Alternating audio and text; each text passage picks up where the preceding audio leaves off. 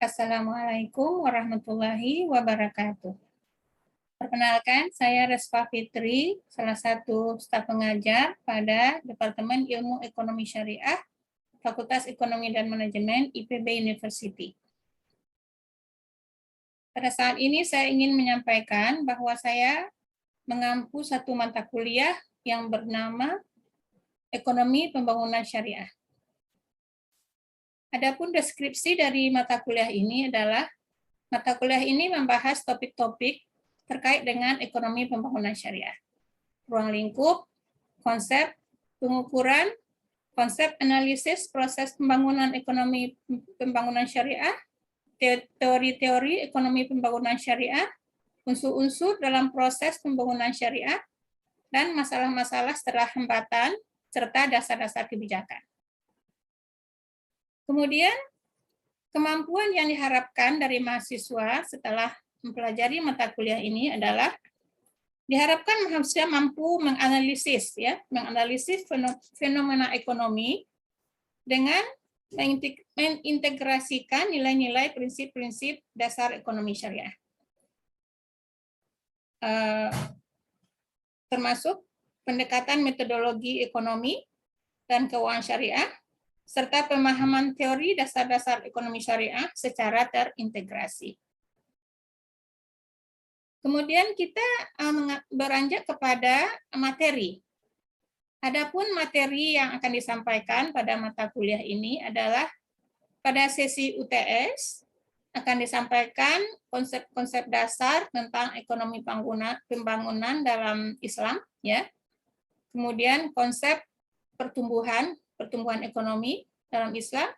Kemudian juga konsep distribusi dan kesenjangan dalam perspektif Islam juga. Kemudian juga ada konsep alat ukur pembangunan ekonomi pembangunan syariah. Dan dalam hal ini ada namanya model CBES. Nah, ini akan disampaikan dan diajarkan kepada mahasiswa. Kemudian pada sesi UAS akan disampaikan tentang peran negara dan swasta dalam pembangunan, dalam perspektif ekonomi syariah juga. Kemudian pembangunan SDM juga dalam ekonomi Islam. Kemudian tentang permasalahan yang ada dalam pembangunan. Dan itu juga ditinjau dari perspektif ekonomi Islam. Dan juga ada sumber-sumber pembiayaan negara secara syariah. Ya, ini kita bahas tentang prinsip sosial Islam, ya, seperti wakaf, infak, sedekah, termasuk sumber-sumber pembiayaan dalam Islam. Kemudian ada tentang inklusi keuangan syariah. Dan terakhir di sesi UAS akan diberikan tentang ekonomi politik syariah. Kemudian bagaimana tentang sistem atau metode pembelajaran? Pada saat ini metode pembelajaran yang digunakan adalah menggunakan sistem PBL, yaitu Problem Based Learning. Jadi mahasiswa diminta untuk memecahkan suatu masalah atau suatu kasus secara berkelompok, dan kemudian hasil dari diskusi mereka atau solusi yang mereka dapatkan dipresentasikan di depan kelas. Dan ada sesi tanya jawab dengan mahasiswa lainnya. Setelah itu saya sebagai dosen akan memberikan feedback dari apa yang sudah mereka presentasikan dan mengacu kepada topik yang sedang dibahas pada saat itu. Dan mahasiswa juga dipersilakan untuk memberikan pertanyaan kepada saya sebagai dosen, apa yang menjadi keraguan atau masalah yang belum mengerti dan disampaikan kepada saya sebagai dosen untuk mendapatkan penjelasan. Kemudian tentang sistem penilaian, ya. Untuk sistem penilaian, karena metode yang digunakan adalah problem based learning atau PBL ini, maka proporsi penilaian lebih dominan kepada proyek, ya, tugas atau proyek. Jadi sekitar 50% dari nilai itu adalah untuk penyelesaian proyek. Jadi ada proyek di sesi UTS dan ada proyek di sesi UAS. Dalam hal ini, mahasiswa diminta untuk membuat proyek secara berkelompok dan diserahkan kepada dosen melalui LMS, ini LMS IPB, University. Dan selain itu ada penilaian UTS dan UAS juga, serta penilaian keaktifan mahasiswa. Mungkin demikian yang dapat saya sampaikan tentang mata kuliah ini. Mohon maaf kalau ada hal yang kurang berkenan. Wabillahi taufiq wal hidayah. Wassalamualaikum warahmatullahi wabarakatuh.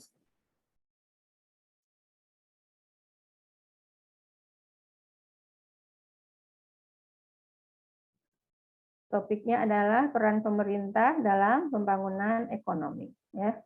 Fungsi negara itu penting sekali, ya. Penting sekali dalam ekonomi masyarakat, ya, pengembangan ekonomi masyarakat. Jadi di dalam Islam juga ajaran Islam, ajaran yang berusaha menyeimbangkan, ya, peran pemerintah dan masyarakat dalam pembangunan ekonomi. Jadi dalam hal ini pemerintah harus menjamin keamanan bagi masyarakat, ya, keamanan baik dari segi ekonomi atau dari segi sosial, ya, dari segi keamanan secara keseluruhan, ya. Makanya itu penting sekali, ya, fungsi-fungsi dari negara ini. Nah, ini adalah 3 fungsi negara dalam perspektif Islam. Sampai di sini ada yang bertanya tentang fungsi negara dalam Islam? Nasya mau bertanya, Bu. Ya, silakan. Siapa ini? Nasya, Bu. Ya, silakan, Nasya. Ini sih, Bu, terkait fungsi negara yang tadi katanya berdasarkan konvensional dan sesuai perspektif Islam, ya, Bu, ya. Ya. Itu tuh kan berarti ada beririsannya, Bu, ya, fungsi-fungsinya. Nah, mungkin apa yang akhirnya membedakan fungsi Islam itu, fungsi negara dalam perspektif Islam sama konvensional gitu, Bu? Apa yang membedakannya banget gitu? Ya, Makasih, Bu. Ya, sebetulnya kalau yang di konvensional tadi kan ada ideologi, ya, development, welfare, sebetulnya sangat beririsan, kan, karena cuma di fungsi konvensional ini menekankan tentangnya P2P itu, P2P transfer tadi, fungsi distribusi, ya. Nah, dalam Islam sangat ditekankan, ya, adanya saling berbagi, ya, saling tolong menolong, dan pihak yang kuat harus menolong yang lemah, ya. Nah, itulah fungsi diswaf tadi. Nah, itu adalah pembeda antara konvensional dengan Islam.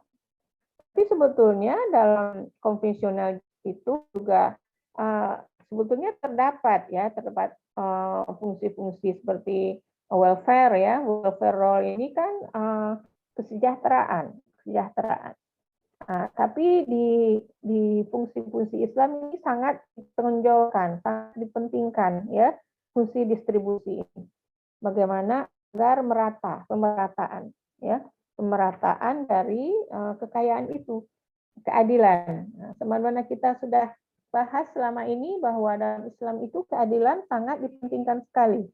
Nah, jadi juga tadi yang dibahas di awal bahwa Khalifah Umar bin Khattab mementingkan titik terlemah, ya, simpul terlemah dalam masyarakat itu adalah para duafa, itu yang menjadi fokus intervensi yang diutamakan. Nah, jadi sebetulnya fungsi konvensional ini juga sudah termasuk hal-hal yang dipentingkan, tapi tidak begitu ditonjolkan, ya, tidak ditonjolkan. Jadi ada terutama dalam fungsi welfare-nya, ya, welfare-nya, kesejahteraan. Nah, jadi kalau dilihat dari perbedaannya, yaitu ya pentingnya itu fungsi distribusi ya, distribusi dalam Islam itu sangat dipentingkan sekali, prinsip keadilan dipentingkan sekali, dan di sanalah fungsi zakat, infak, sedekah atau social finance ini ya, social finance ini sangat penting sekali dalam pembangunan ya, dalam kemaslahatan bagi negara, bagi suatu negara. Nah, ini adalah bentuk-bentuk intervensi pemerintah. Ya. Nah, jadi tadi telah kita bahas tentang pemerintah itu sebagai eksekutor, ya, pelaku langsung, sebagai eksekutif, ya, eksekutor, ya, pelaku langsung perekonomian. Nah, ini kita lihat dari pendirian Kementerian BUMN. Melalui itu kita lihat itu peran pemerintah besar sekali sebagai pelaku langsung, ya. Nah, jadi dalam menjalankan fungsinya sebagai regulator, ya, pemerintah dapat mengeluarkan beragam kebijakan, ya. Nah, kebijakan yang dapat mendukung tercapainya tujuan pembangunan itu, ya, tujuan pembangunan itu kan jelas mencapai kesejahteraan masyarakat. Nah, menurut Stephen Swarai dari IMF tahun 2014, ada beberapa jenis kebijakan yang dapat dikeluarkan oleh pemerintah, dan setiap kebijakan tersebut memiliki tujuan masing-masing. Nah, sebagaimana ini digambarkan bahwa ada tiga kebijakan. Ada kebijakan fiskal, ya, kebijakan fiskal dan struktural. Kebijakan fiskal struktural ini bertujuan untuk menciptakan stabilitas output, output stability and balance growth, ya, untuk menciptakan output yang stabil, ya, dan pertumbuhan yang seimbang, ya, keseimbangan dan pertumbuhan ekonomi. Nah, ini kalau fiskal ini adalah, siapa yang tahu fiskal? Apa itu kebijakan fiskal? Terkait dengan apa? Pendapatan dan pengeluaran negara. Oke, ya, terkait dengan pendapatan dan pengeluaran negara. Siapa ini yang jawab? Hanifiyah, Bu. Oh, Hanifiyah. Oke, Hanifiyah. Jadi terkait dengan pendapatan dan pengeluaran negara. Ya. Kalau dari segi pendapatan, difokuskan pada penghimpunan dana, ya. Nah, bisa dari pajak, ya, dari PNBP, ya. Kemudian ada dana hibah dan penerimaan lainnya. Nah, jadi penerimaan negara itu dari pajak, ya. Ada devisa juga, ya. Sedangkan dari sisi pengeluaran negara itu diarahkan pada belanja negara, baik belanja yang bersifat rutin maupun belanja pembangunan.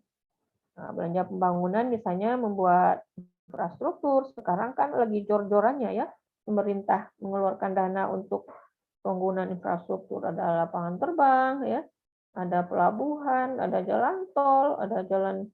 Sekarang ini juga ada kereta api cepat, ya, ke Bandung.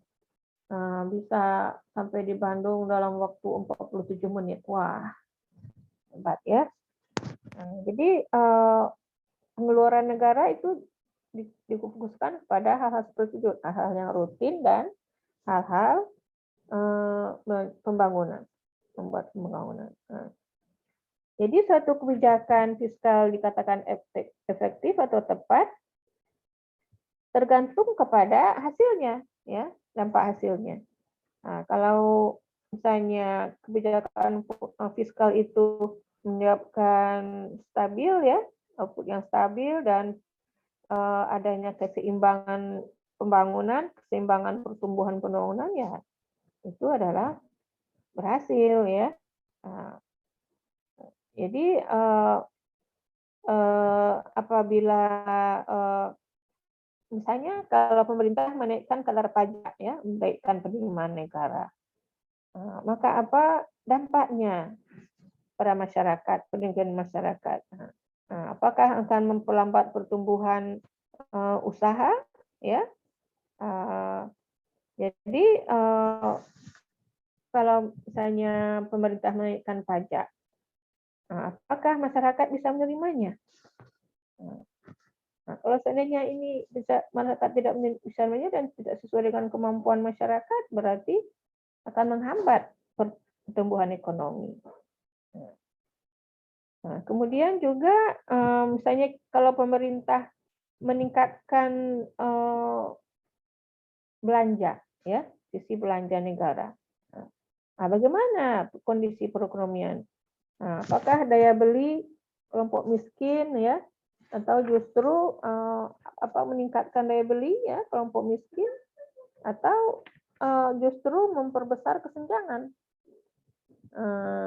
karena terjadi kesalahan pada penyaluran. Nah, inilah tantangannya, tantangan makroprudensial itu. Jadi ada membangun proses SDM, ya, atau kelembagaannya, ya. Kemudian ada makroprudensial toolkit, ya, atau informasi atau alat ukur kebijakan makroprudensial. Apa saja informasi yang diperlukan, ya, mengenai parameter atau alat ukur kebijakan makroprudensial. Nah, ini adalah makroprudensial toolkit. Kemudian mengkalibrasi instrumen makroprudensial dan mengkomunikasinya kepada publik. Jadi instrumen-instrumennya itu harus dikalibrasikan, ya, dan harus dikomunikasikan kepada publik. Kemudian harus memonitor dan mengelindungi kesenjangan regulasi. Jadi kesenjangan regulasi ini bisa terjadi karena lemahnya koordinasi dan harmonisasi kebijakan antar otoritas di negara tersebut, ya, terutama antara otoritas moneter dan otoritas fiskal, ya. Otoritas moneter siapa dan otoritas fiskal siapa? Otoritas moneter tadi Bank Indonesia, ya. Otoritas fiskal siapa? Kementerian Keuangan, ya. Kemudian yang kelima, mengidentifikasi dan mengeliminasi kesenjangan. Kesenjangan data, ya, atau ketidaksediaan data yang diperlukan untuk meneliti sistemik. Nah, jadi kebijakan makroprudensial ini diperlukan, ya, untuk mengantisipasi terjadinya financial shock tadi atau krisis ekonomi. Nah, jadi ini adalah rambu-rambu atau tantangan atau hal-hal yang perlu dilakukan, ya, untuk dalam rangka mengantisipasi terjadinya krisis, ya, dan melaksanakan kebijakan makroprudensial ini. Jadi isu ini masih tergolong baru, maka instrumen-instrumen kebijakan ini masih sangat dinamis. Jadi instrumen-instrumen yang diperlukan ini belum ditetapkan, ya, karena masih baru dan masih dinamis, ya. Seperti yang dibilang Parker, ya, tahun 2014, bahwa kebijakan makroprudensial harus didesain untuk meminimalkan biaya sosial ekonomi terhadap PDB akibat ketidakstabilan sektor keuangan. Nah, jadi ini adalah pendapat mereka. Sedangkan Suarai yang tadi dari IMF mengusulkan untuk melakukan pemetaan terhadap indikator-indikator yang dapat membuka ruang terjadinya risiko sistemik. Ya, jadi perlu dipetakan hal-hal atau kemungkinan terjadinya risiko sistemik tadi atau terjadinya financial shock tadi, ya. Untuk itu Suarai mengusulkan perlu data, ya, data rasio kredit atau pembiayaan terhadap PDB sebagai salah satu alat analisis.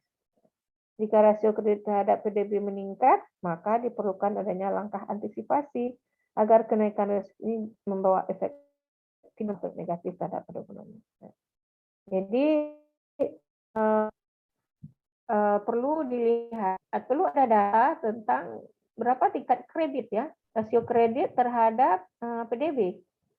Nah, kalau rasio kredit itu lebih tinggi ya, terhadap PDB, ya, perlu diantisipasi, ya, perlu diantisipasi karena itu adalah lampu merah ya, lampu merah, lampu apa itu sebelum merah apa? Oranye ya. Lampu merah atau lampu oranye dan perlu berhati-hati karena akan bisa terjadi risiko sistemik tadi ya, berakibat negatif kepada perekonomian.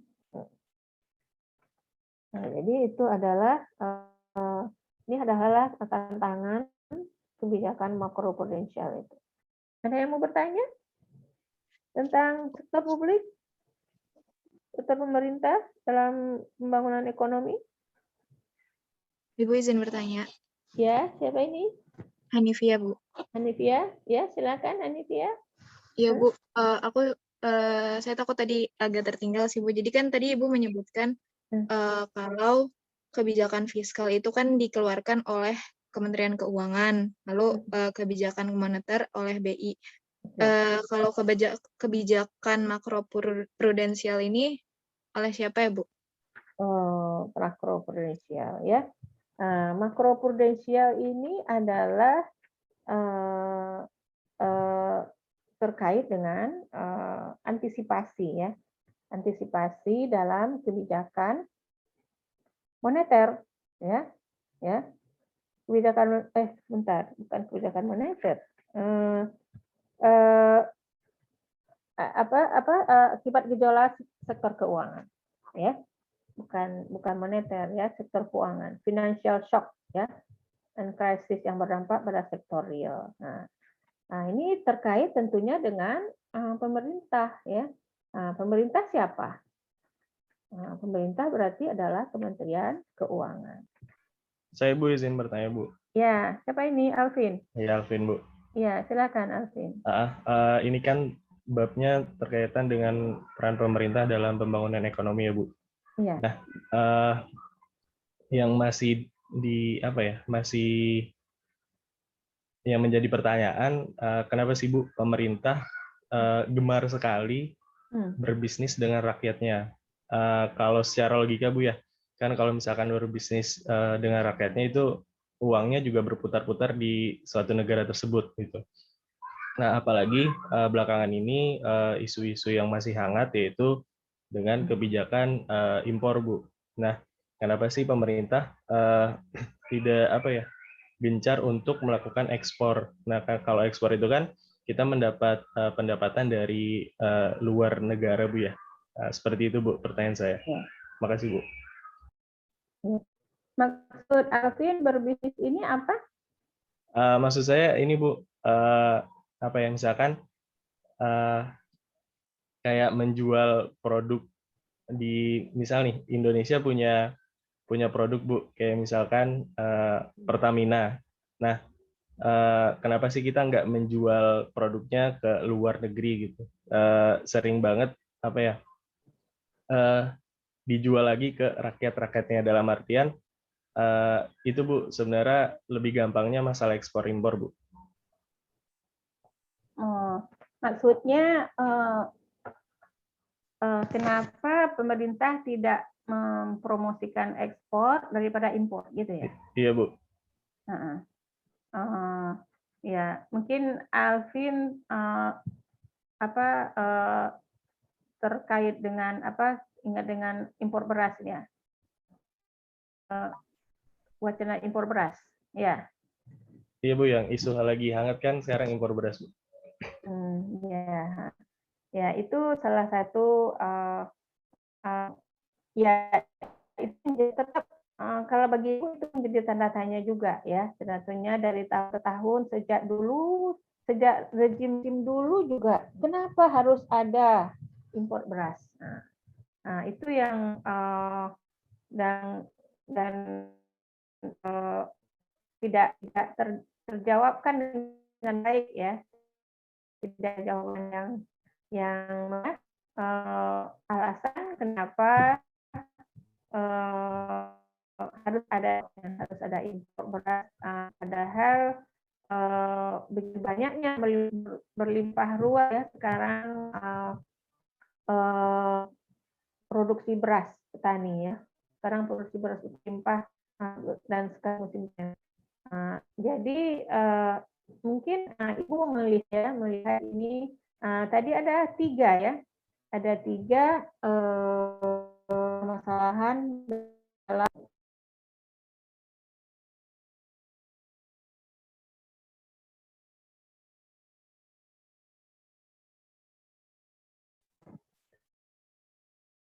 kenapa ya?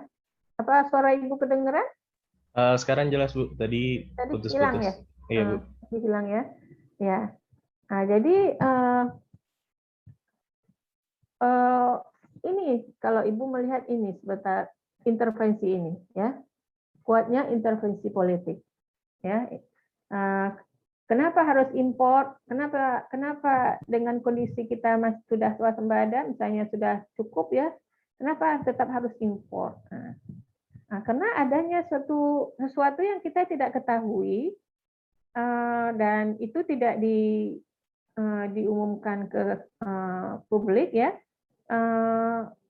Ada hal-hal dari segi politik yang mereka perlukan ya di segi politik ini. Ya, jadi karena tidak ada jawaban yang memuaskan terutama tentang impor beras ini, maka orang mereka menduga-duga bahwa ini adalah unsur politik, ya unsur politik.